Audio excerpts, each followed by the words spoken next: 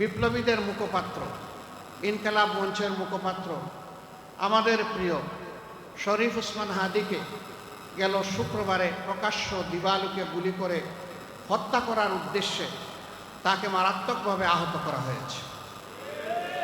আমরা তার জীবন নিয়ে শঙ্কিত, শুধু শঙ্কিত নই, দারুণভাবে শঙ্কিত।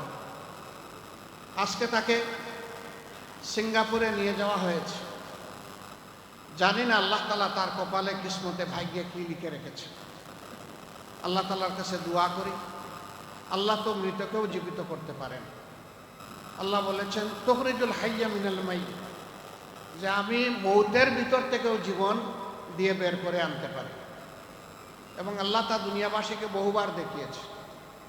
আমরা আল্লাহ তাআলার দরবারে বিগলিত চিত্তে দোয়া করি, আল্লাহ তাআলা তার কুদরতের হাত হাদের দিকে সম্প্রসারিত করে তাকে তিনি আবার বিপ্লবী হিসাবে আমাদের কাছে ফিরিয়ে দিন। প্রসঙ্গক্রমে এখানে বলতে হয়, তার উপরেই বেদনাদায়ক কাপুরুষোচিত এই আক্রমণের কারণে আজকে গোটা দেশবাসী, যাদের মনে সামান্য মানবিক মূল্যবোধ আছে, সবাই দারুণভাবে ব্যথিত। তারা সকলে সমবেদনা জ্ঞাপন করছে। এমনি প্রেক্ষাপটে আজকে অত্যন্ত দায়িত্বশীল একটি জায়গায় থেকে বর্তমানে কার্যত বাংলাদেশ এই কয়টা দিন যাদের নিয়ন্ত্রণে চলবে, সেই নির্বাচন কমিশনের প্রধান তিনি একটি বক্তব্য রেখেছেন, যা আমি বিশ্বাস করি আমার মতো সমস্ত মানুষকে আহত করেছে। তার উদ্দেশ্য দেখা আমাদের দায়িত্ব নয়, বক্তব্যের বিষয়ে জাতির সামনে এসেছে। জাতি তার এই বক্তব্যকে মোটেই ভালোভাবে গ্রহণ করেন, অথচ তিনি আসেন একটি নিরপেক্ষ জায়গায় বসে। আমি তাকে বিনয়ের সাথে অনুরোধ করব, আপনার এই বক্তব্যের ব্যাখ্যা আপনাকে দিতে হবে। জাতির মনে আপনি বক্তব্য যে দুঃখ সৃষ্টি করেছেন, এই দুঃখ দূর করার দায়িত্ব আপনার। আপনাকে প্রমাণ করতে হবে আপনি যে সেন্সিটিভ জায়গায় এখন দায়িত্ব পালন করছেন, এই জায়গায় দায়িত্ব পালনের জন্য আপনি উপযুক্ত ব্যক্তি, এটা আপনাকেই প্রমাণ করতে হবে। এই জন্যে আমি অনুরোধ করব, দেরি না করে তিনি যেন তার বক্তব্যটি জাতির সামনে স্পষ্ট করেন। তাহলে জাতি তার ব্যাপারে যদি কোনো দুঃখ পেয়ে তাকে হয়তো দূর হবে, না হয় জাতি সিদ্ধান্ত নেবে, দুইটার যে কোনো একটা হবে। আমরা উনি এবং উনার মতো রাষ্ট্রের গুরুত্বপূর্ণ দায়িত্বে যারা আছেন, তাদের সকলের সাথে কাছে বিনয়ের সাথে অনুরোধ করব, আপনারা কেউ দায়িত্ব জ্ঞানহীন কোনো আচরণ এই জাতির সাথে করবেন না। সকল জায়গা থেকে আমরা দায়িত্বপূর্ণ আচরণ দেখতে চাই। সরকার শরীফ ওসমান হাদীর ব্যাপারে, তার চিকিৎসার ব্যাপারে তারা পদক্ষেপ নিয়েছেন, সরকারকে আমরা সাধুবাদ জানাই।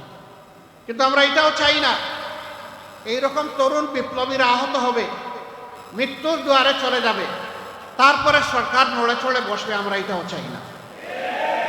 বরঞ্চ এই অবস্থা, এই দুঃসাহস কেউ যাতে না দেখাতে পারে, এই জন্য সরকারকে তার দায়িত্ব অবশ্যই পালন করতে হবে। আজকে অনেকের পদত্যাগের ব্যাপারে দাবি উঠেছে, আমরা তাদেরকে অনুরোধ করব, আপনারা পদত্যাগ নয় বরঞ্চ দায়িত্ব পালনের যোগ্য, এটাও আপনারা প্রমাণ করুন। যদি প্রমাণ করতে ব্যর্থ হন, মনে রাখবেন 5 আগস্ট বারবার ফিরে আসবে। কিন্তু এটা আমাদের কামনা নয়। কেন বারবার এই জাতির জীবন দিবে? কেন রক্তের হুলি খেলা হবে? আমাদের কামনা হচ্ছে আগামীর একটি ঐক্যবদ্ধ, মানবিক, দুর্নীতিমুক্ত বাংলাদেশ, যেই বাংলাদেশ হবে তারুণ্যের বাংলাদেশ। যেই তরুণরা বিজয় এনে দিয়েছে, আমরা এই বাংলাদেশ তাদের হাতে তুলে দিতে চাই। এই জন্যই আজকে তরুণরা টার্গেট, এর জন্যই আজকে বিপ্লবীরা টার্গেট। আমরা ওই সমস্ত দুষ্কৃতিকারীদেরকে বলতে চাই, এইভাবে কাপুরুষোচিত হামলা করে দুই একজন মানুষকে দুনিয়া থেকে উঠায় দেওয়ার যে ষড়যন্ত্র তোমরা করছো জাতিকে ভয় দেখানোর, তোমাদের প্রত্যেকটি বুলেটের আঘাত এই জাতিকে নূতন করে জীবন দিবে ইনশাআল্লাহ। অতএব সাবধান। যদি ভালো হয়ে যাও ভালো, যদি ভালো না হও তাহলে এই জাতি তার প্রয়োজনীয় পাওনা সকলের কাছ থেকে আদায় করে ছাড়বে। প্রিয় দেশবাসী, আমরা অতীত নিয়ে পড়ে থাকতে চাই না। এটি একটি গতিশীল জাতির পরিচয় কখনো বহন করে না। আমরা আমাদের প্রিয় জাতিকে বিভক্ত দেখতে চাই না। আমরা একটা ঐক্যবদ্ধ জাতি দেখতে চাই। আমরা এটাও চাই না যে আমাদের জাতির উপর বাহির থেকে কেউ এসে খবরদারি করুক, দাদাগিরি করুক। এইটা আমরা বরদাস্ত করব না। 54 বছর আমাদের ভাগ্য চূড়াবালিতে হারিয়ে গিয়েছিল। জনগণের ভাগ্যকে কুলে নিয়ে, বুকে নিয়ে আমরা সামনের দিকে দুর্বার গতিতে এগিয়ে যেতে চাই। আমরা ইতিমধ্যেই ঘোষণা করেছি, বিভক্তি নয় ঐক্য, হিংসা নয় ভালোবাসা, দুর্নীতি নয় স্বচ্ছতা এবং দায়বদ্ধতা, অবিচার নয় সকলের জন্য সুবিচার, বেকারত্ব নয় হাতে হাতে কাজ।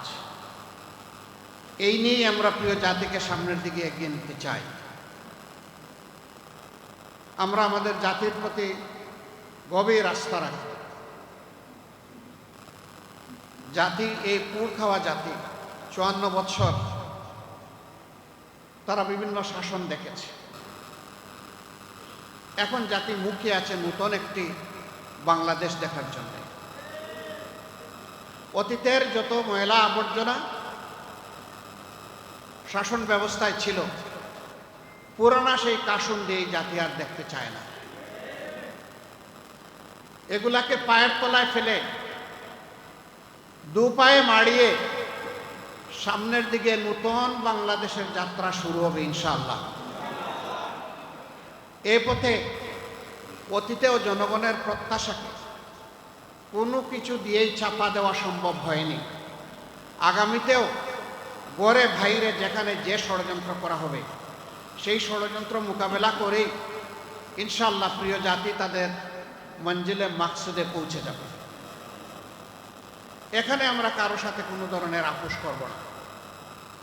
বাংলাদেশ জামাতে ইসলামীর অন্যায়ের সাথে আপোষ করার কোনো অতীত ইতিহাস নেই। ফেসিবাদের সাথে অনেকেই আপোষ করেছেন, বিভিন্ন ব্যাপারে আপোষ করেছেন।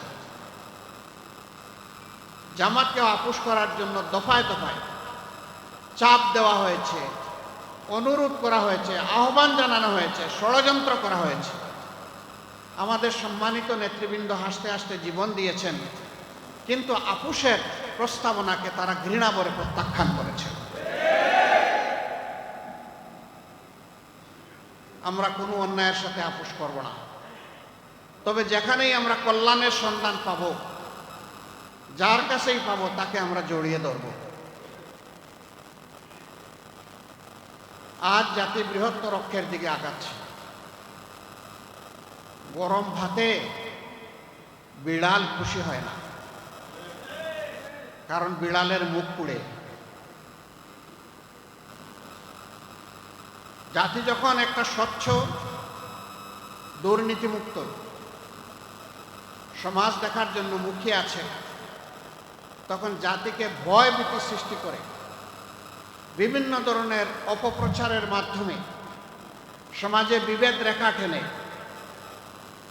যারা ফেসিবাদী ছিলেন তাদেরকে নূতনভাবে তোয়াজ করে আবার বাংলাদেশকে একদল উঠে পড়ে লেগেছেন।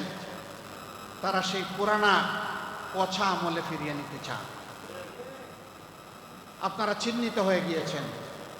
আপনারা এতদিন বর্ণচূড়া ছিলেন, এখন আপনাদের রূপ প্রকাশ পেয়েছে। আমরা আপনাদেরকে বলবো নিজেদেরকে সংশোধন করুন, অনুতপ্ত হন, ক্ষমা চান এবং এই অপকর্ম থেকে বিরত থাকুন। যদি না থাকেন, জাতি আপনাদেরকে ক্ষমা করবে না।